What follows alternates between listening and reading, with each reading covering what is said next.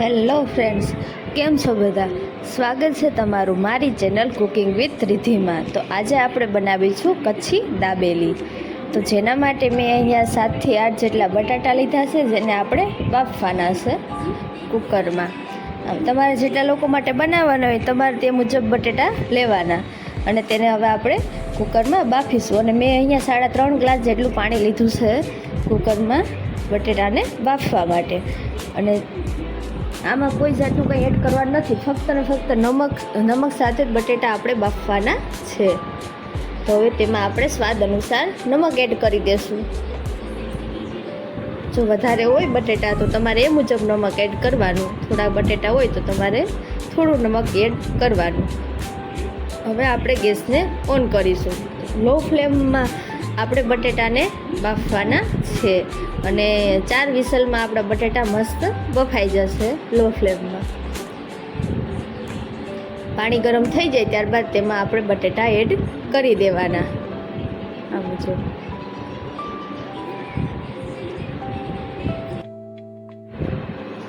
મારી ચેનલ પર રોજ આવા નવા રસોઈના વિડીયો જોવા માટે મારી ચેનલને લાઇક, શેર અને સબસ્ક્રાઈબ કરવાનું ભૂલશો નહીં.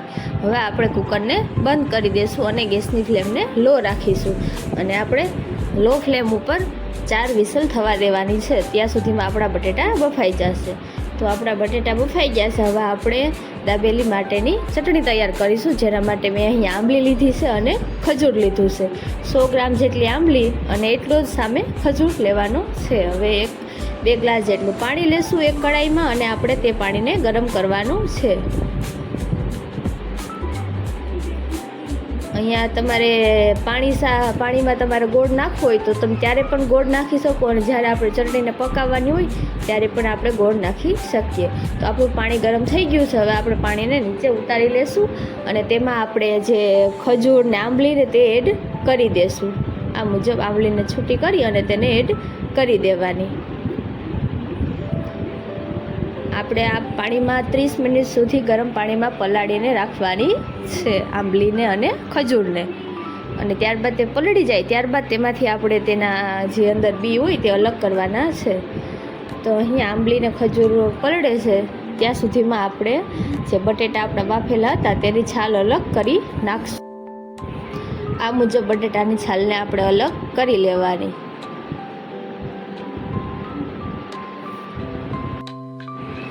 આ બાફેલા આલુને આપણે મેશ કરવાનું છે, એટલે કે જે આપણે એ બટેટાનો ચૂંદો કરવાનો છે.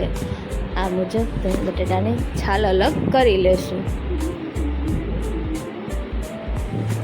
અહીંયા મેં થોડા બટેટા લીધા છે. જો તમારે વધારે સ્ટફિંગવાળા તમને દાબેલી ભાવતી હોય તો તમારે એ મુજબ બટેટા લેવાના. પછી આપણે અહીંયા બધી જરૂર દાડમ ને જે સિંગ હોય, મસાલા સિંગ તે ને એ બધું આપણે એડ કરવાનું છે. ત્યારબાદ આપણે દાબેલી બનાવવાની છે. તો આ મુજબ બટેટાની છાલ બધીને અલગ કરી લેવાની. અને હવે આપણે આંબલી અને ખજૂર પણ એકદમ પલળી ગયા છે પાણીમાં. તો હવે આપણે જે ખજૂરમાં અને આંબલીમાં જે બી હોય તેને આપણે અલગ કરવાના છે, જેના ઠળિયા આપણે અલગ કરવાના છે. તો જોશો કે મેં અહીંયા તેના ઠળિયા અલગ કરી લીધા છે. હવે આપણે આપણે મિક્સરમાં પેસ્ટ તૈયાર કરવાની છે. જોશો કે એકદમ મસ્ત પેસ્ટ તૈયાર થઈ ગઈ છે. હવે આપણે તેને ચૂલા ઉપર રાખીને તેને ચટણીને આપણે પકાવવાની છે.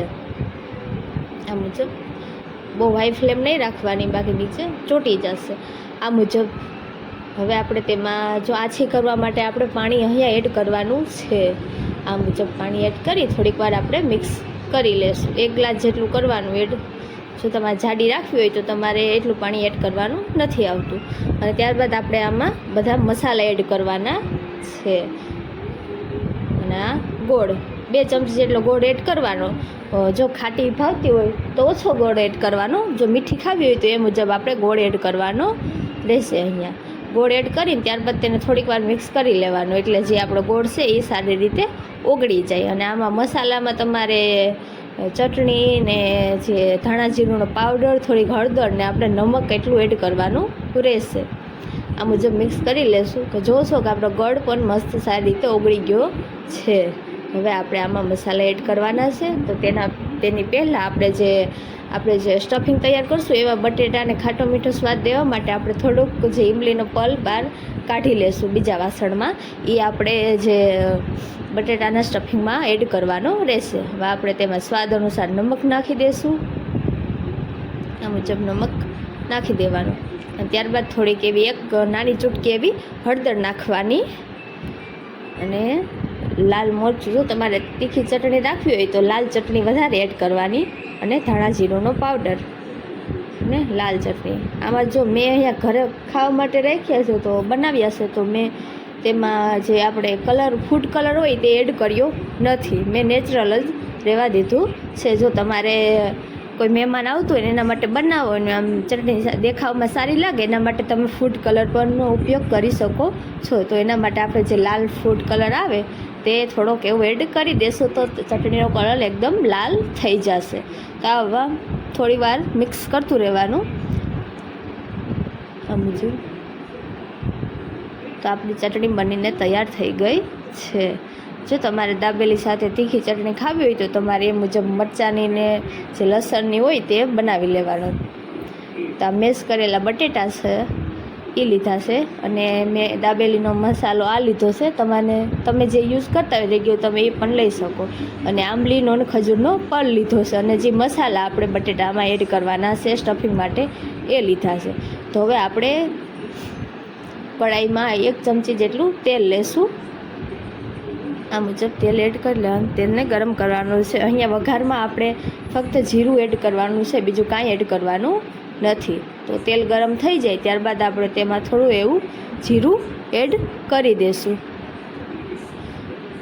તેલ થઈ ગયું છે તો આપણે જીરું ઉમેરી દેવાનું. અને ત્યારબાદ તેમાં એક ચૂટકી એવી હિંગ એડ કરી દઈશું. હિંગ એડ કરવાથી જે મસ્ત સુગંધ આવે છે. હવે જે આપણે મેશ કરેલા બટેટા હતા તેને તેમાં આવી રીતે ઉમેરી દેવાના તેલમાં અને તેને થોડી વાર મિક્સ કરવાનું. અને જે આ સ્ટફિંગ હોય બટેટાની એ આપણે છે ને થોડીક ઢીલી રાખવાની છે, એટલે કે ઓછી રાખવાની છે, જેથી તે સારી રીતે જે આપણે દાબેલીના પાવમાં ફેલાઈ જાય. હવે આપણે તેમાં જે આંબલીનો અને ખજૂરનો પલ્પ હતો તે આપણે એડ કરી દઈશું અને થોડીક વાર મિક્સ કરી લેશું. આ મુજબ આ જે સ્ટફિંગને ઢીલી કરવા માટે પણ આનો ઉપયોગ આપણે કરીએ છીએ. અને જે આપણે સ્ટફિંગનો સ્વાદ ખાટો એવો લાગે થોડોક એના માટે પણ આપણે ઉપયોગ કરીએ છીએ. જો થોડીક વાર મિક્સ કરતું રહેવાનું. જે બટેટામાં તમને એવું લાગે કે થોડાક એવા ગાંઠા છે તો તમારે એ મુજબ જે આ ચમચી વડે ભાંગતું જવાનું ને મિક્સ કરતું જવાનું. આ મુજબ આ બધું મિક્સ થઈ જાય ત્યારબાદ તેમાં આપણે મસાલા એડ કરવાના છે. તો હવે આપણે એમાં બધા મસાલા એડ કરીશું, જેમાં થોડીક 1 ચૂટકી એવી હળદર એડ કરવાની. અને જે ધાણા જીરુંનો પાવડર આપણે એડ કરીશું, 1 મોટી ચમચી ધાણા જીરુંનો પાવડર એડ કરવાનો. અને 1 મોટી ચમચી આપણે જે સૂકી ચટણી હોય તે એડ કરીશું. અને જે દાબેલીનો મસાલો હતો તે આપણે એડ કરી દઈશું. તમારે જેટલું સ્ટફિંગ હોય એ મુજબ દાબેલીનો મસાલો એડ કરવાનો રહેશે. તો આપણો મસાલો પણ એકદમ બનીને તૈયાર થઈ ગયો છે. હવે આપણે જે દાબેલીમાં સ્ટફિંગ ભરશું તો આ મુજબ જે પાવ હોય આપણે એના વચ્ચેથી 2 ભાગ કરી લેવાના. આ મુજબ ચાકુ વડે 2 ભાગ કરી લેશું.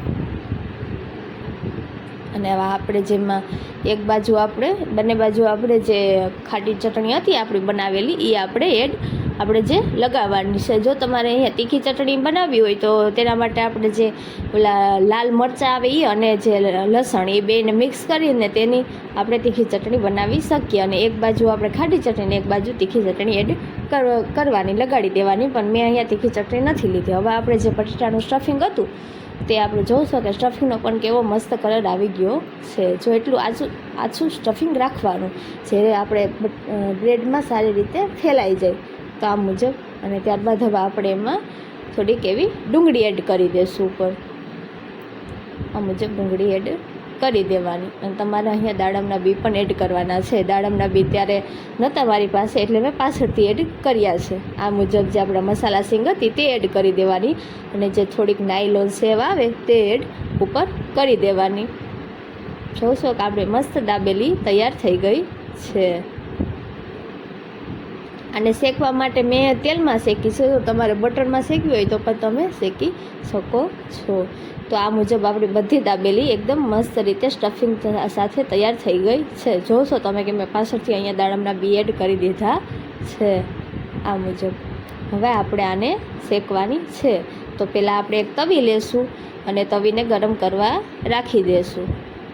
આ મુજબ મેં તો તેલમાં જ શેકી છે, તમે બટરમાં પણ શેકી શકો છો. આ મુજબ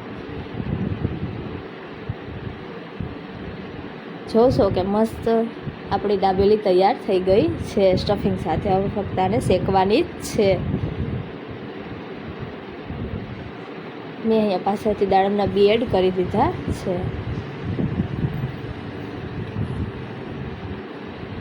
તો આપણી તવી ગરમ થઈ ગઈ છે. તો આપણે તેમાં થોડા તેલમાં પકાવજો, કેમ કે બહુ તેલ નાખશો તો એકદમ દાબેલી છે આપણી જે ઓઇલી થઈ જાય. જે પાવ હોય એમાં દાબેલીના પાવ હોય તેમાં તેલ વધુ ચોંટી જશે અને તે પછી ભાવશે નહીં. તો આ મુજબ આપણે શેકવાની છે. ચીપિયા વડે કાં ફેરાવાની, બાકી આમાં ધગી જવાની બીક લાગે છે, કેમ કે તવી જલ્દીથી ગરમ થઈ જાય છે, જેના લીધે આપણે ધગી શકીએ, દાજી શકીએ. આ મુજબ તેને ચારે બાજુ ફેરવતું જવાનું અને શેકતું જવાનું. જોશો કે આપણી મસ્ત દાબેલી બનીને તૈયાર થઈ ગઈ છે.